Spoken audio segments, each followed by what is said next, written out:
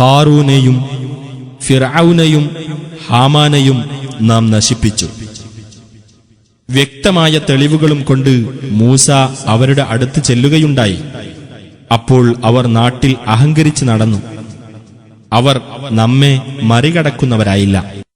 തീർച്ചയായും മൂസാക്ക് നാം വേദഗ്രന്ഥം നൽകിയിട്ടുണ്ട്.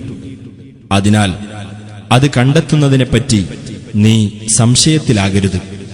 ഇസ്രായേൽ സന്തതികൾക്ക് നാം അതിനെ മാർഗദർശകമാക്കുകയും ചെയ്തു.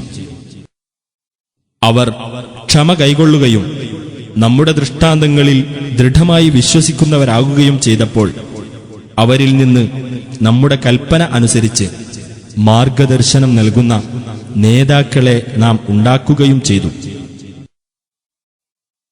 അവർ ഭിന്നത പുലർത്തിയിരുന്ന വിഷയങ്ങളിൽ നിന്റെ രക്ഷിതാവ് തന്നെ ഉയിർത്തെഴുന്നേൽപ്പിന്റെ നാളിൽ അവർക്കിടയിൽ തീർപ്പു കൽപ്പിക്കുന്നതാണ് തീർച്ച.